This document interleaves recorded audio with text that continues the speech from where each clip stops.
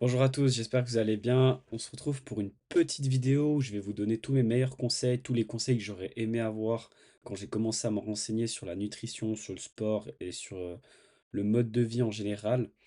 Donc, je vais commencer par le plus important, le mode de vie. Comme vous le savez, le plus important avant toute chose, c'est votre sommeil. Le sommeil, vous vous rendez pas compte, mais c'est un putain de game changer. Moi, je conseille d'avoir au minimum 8 heures de sommeil. Personnellement, j'en ai 9 et j'essaie d'avoir des horaires réguliers. Pourquoi? Parce que vous avez un cycle circadien qui fait que si vous allez vous coucher tous les soirs à la même heure et vous vous levez tous les jours à la même heure, votre cerveau va savoir quand il va devoir aller se coucher et quand il va devoir se lever. Ça sera beaucoup plus simple pour se coucher et pour se lever. Ensuite, je vous conseille aussi de faire des douches froides le matin parce que ça permet de générer du stress à votre corps. Et du coup, à ce stress, vous allez avoir une réponse et du bien-être, des endorphines qui vont être sécrétées. Et ça va vous permettre dès le matin d'être éveillé et puis d'être au top. Douche chaude le soir parce que au contraire là, ça va plutôt vous calmer et faire en sorte que vous allez être détendu pour pouvoir aller vous coucher. Puis c'est un peu une récompense aussi après une grosse journée. L'exposition à la lumière, hyper important. Je sais qu'en hiver, c'est pas forcément toujours le cas, mais essayez de vous exposer minimum 20 minutes par jour. Après, plus faites attention, surtout l'été, parce que bah, on sait que le soleil, c'est pas bon pour la peau, mais c'est hyper important pour la vitamine D. Ensuite, ça, c'est deux choses que je fais plus personnellement, mais c'est plus spirituel, c'est de la visualisation, de la respiration profonde. Donc, libre à chacun de faire ou non. Ensuite, au niveau du fitness, ça, c'est vraiment mon programme personnel. Moi, je fais 3 fois par semaine du fitness, donc renforcement musculaire, principalement haut du corps et tout le corps aussi. Mais je fais aussi à côté le mardi et le jeudi de la course, des sauts et du sprint en lien aussi avec ma blessure pour me renforcer. Puis le week-end, j'aime bien aller marcher, snowboarder en hiver, donc faire des randos ou bien aller courir en montagne aussi. Et là, je vais peut-être souvent faire des efforts qui sont plus sur la longue durée. Donc, pas plus intensif, mais plus énergivore. Ensuite, l'alimentation. Les gars, l'alimentation, c'est le truc à changer. Si vous voulez perdre du poids, commencez pas par le sport, commencez par votre alimentation, parce que c'est ce qui va réellement faire que vous allez perdre du poids. Le meilleur exemple que j'ai à vous donner, c'est que demain, vous commencez à faire du sport, vous allez faire du vélo, vous allez courir, vous allez perdre 300 calories, et que droit derrière, vous allez taper une barre de chocolat à 300 calories, bah finalement, vous aurez perdu votre déficit. Donc vous n'aurez pas de déficit, vous serez juste à hauteur même de ce que vous avez fait, quoi. Donc vraiment, l'alimentation, c'est le point numéro un quand vous souhaitez perdre du poids. Moi, ce que je vous conseille dans un premier temps, c'est de restreindre vos glucides. On a une alimentation qui est ultra basée sur les glucides chez nous. Et ça, le problème, c'est que bah, les glucides, comme vous le savez, donc les pâtes, le riz, le pain, c'est ultra calorique. Et c'est ce qui fait que bah, souvent les gens prennent du poids parce que c'est la base même de notre alimentation et ça ne devrait pas l'être. Donc vraiment, limitez vos repas de glucides. Donc moi, je conseille une poignée de main et à midi parce que vous avez besoin d'énergie l'après-midi et donc c'est mieux d'en consommer à midi que de consommer le soir. Et évitez aussi le gluten. Le gluten, c'est pas hyper top pour votre santé. Moi, je sais que je me suis rendu compte qu'avec le temps, je suis particulièrement sensible à ça. Donc faites attention avec ça aussi. Restreindre l'alcool, je pense que j'ai pas besoin de vous faire la morale. Pas de sucre, sauf l'aspartame. Donc, je m'explique, pas de sucre rapide dans le sens chocolat, bonbons et tout ça. Vraiment, mettez de côté. Je sais que c'est pas facile, surtout les premiers temps. C'est environ 2 semaines pour le craving. Donc, les moments où c'est vraiment intense. Moi, ça fait souvent que je fais du craving. J'ai des périodes comme ça. Donc, maintenant, c'est même moins long que ça. Et principalement, ce qu'il faut faire quand vous avez ces envies, prenez de l'aspartame. Quand je dis de l'aspartame, c'est du Coca zéro, des Red Bull zéro, bref, ce que vous voulez, mais des aliments qui contiennent pas du sucre, parce que ça va vous permettre de satisfaire votre besoin de sucre. Et il y a des études qui ont été faites, ça fait plus de 40 ans d'études sur l'aspartame, comme quoi à dose gérée, c'est pas cancérigène et c'est pas mauvais pour vous. Il faut juste simplement le gérer, c'est comme toute chose. mais c'est mieux que vous allez consommer une canette par jour de coca et une canette max euh, que de commencer à les taper dans des gâteaux, du chocolat ou ce genre de choses. Vraiment ça, hyper important. Pas d'huile transformée, les huiles raffinées, ça vraiment, s'il vous plaît, laissez tomber. Genre tout ce qui est huile de tournesol, huile de colza, enfin bref, toutes les huiles transformées, raffinées, c'est pas du tout naturel et c'est vraiment de la merde. Et je vous jure que si vous arrêtez ça, vraiment, ça va changer la donne aussi. Parce que les huiles, c'est ultra calorique. Je sais pas si vous vous rendez compte, mais moi personnellement, je consomme uniquement de l'huile d'olive. Parce que l'huile d'olive, c'est bon, donc ça, vous pouvez y aller. Et le beurre. Et généralement, quand j'en mets dans ma casserole ou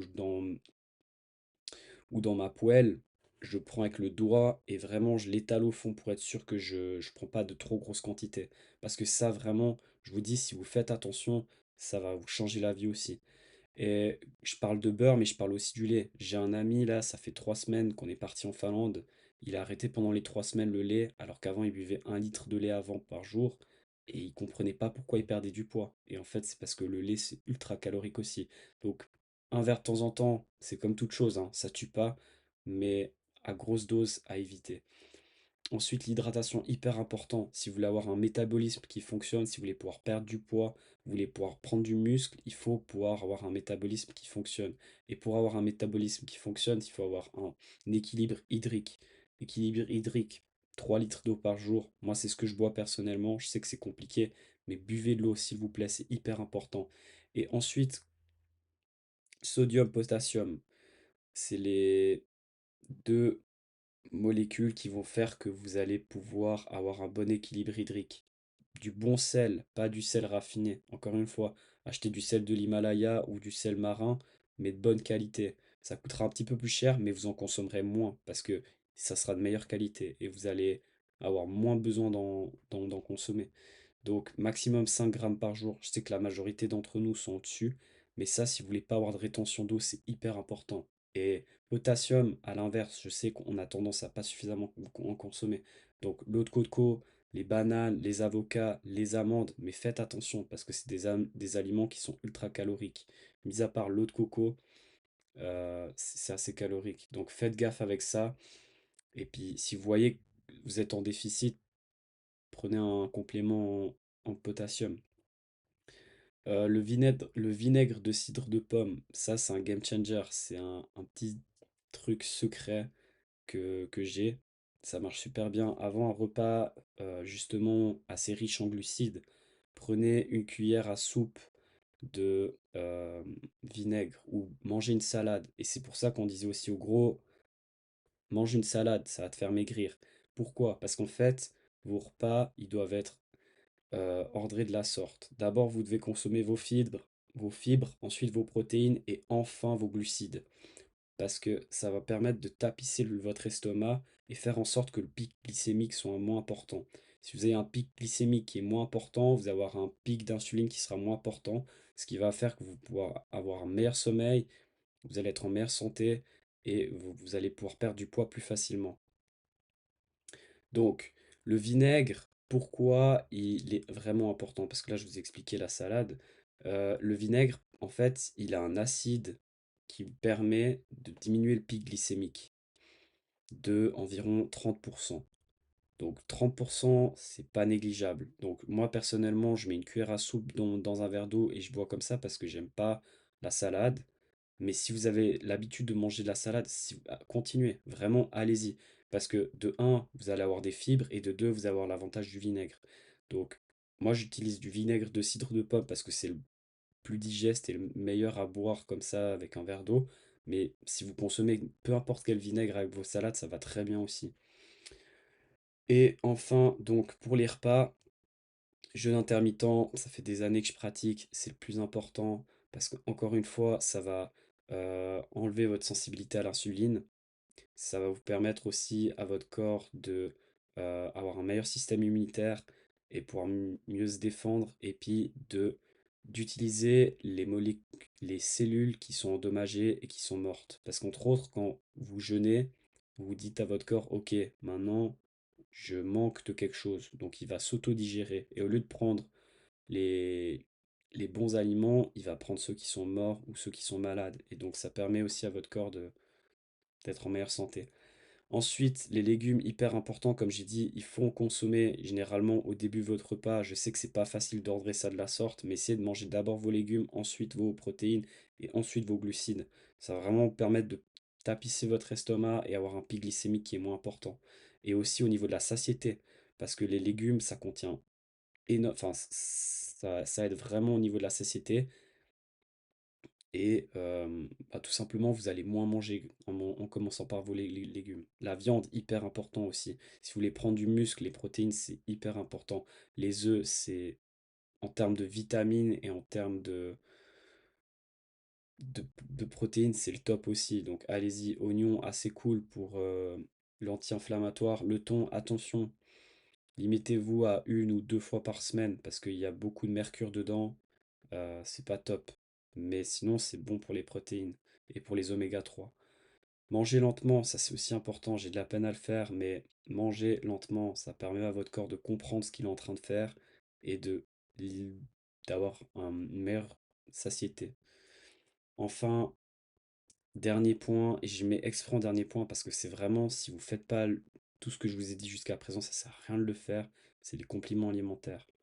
Donc, on a la créatine après le sport pour aider à avoir de l'eau dans vos muscles. Donc, vous allez être plus esthétique et puis ça va permettre aussi de créer plus de muscles. La protéine pour créer le muscle. Le magnésium, ça aide pour le sommeil. C'est hyper important aussi. On ne consomme pas assez de magnésium. Justement, ça se trouve dans le sodium, dans le sel. C'est un des minéraux, mais il y en a pas assez. Oméga 3 hyper important, anti-inflammatoire. On mange pas assez de poissons, donc c'est bien de se complémenter. Spiruline, surtout pour vous les femmes, vous perdez beaucoup de fer dans vos règles. Ça, c'est hyper important de le faire. Donc, en particulier pour vous, mais même de tendance générale, les gens, ils sont souvent en carence de fer. Collagène, game changer. Vraiment, moi, avec mon genou, j'ai vu la différence pour les articulations, pour la peau. Vraiment, c'est un des meilleurs compléments. Moi, c'est celui que je conseille le plus. Vitamine plus, ça c'est pour être sûr que vous n'avez pas de carence. Rodila, Rosea, ça c'est pour les efforts. Si vous faites des efforts vraiment intensifs, ça va vous aider à les pousser encore plus dans le rouge. Tribulus, ça c'est plus pour la testo. Puis L-carnitine, ça va aider à brûler vos graisses. Encore une fois, si vous ne faites pas le reste, vous n'allez pas perdre de poids. Mais ça, c'est un complément qui peut aussi vous aider à perdre du poids. Voilà, j'espère que cette vidéo, elle vous aura plu, que ça pourra vous aider. J'ai bien conscience que ça fait énormément de conseils, mais si vous arrivez à en prendre quelques-uns et à les mettre en pratique sur le long terme, je vous jure que vous allez avoir des changements et c'est ce que je vous souhaite. En tout cas, moi, c'est tous les conseils et toutes les choses que j'ai apprises en m'intéressant sur le sujet. Maintenant, ça fait plusieurs années que je m'intéresse là-dessus et c'est vraiment les meilleurs conseils que j'ai trouvés. Donc maintenant, moi, le but, c'est simplement de vous mettre ça à disposition et j'espère que ben, ça vous sera utile et voilà. Donc merci pour votre attention et j'espère que, encore une fois, ouais, ce contenu vous aura aidé.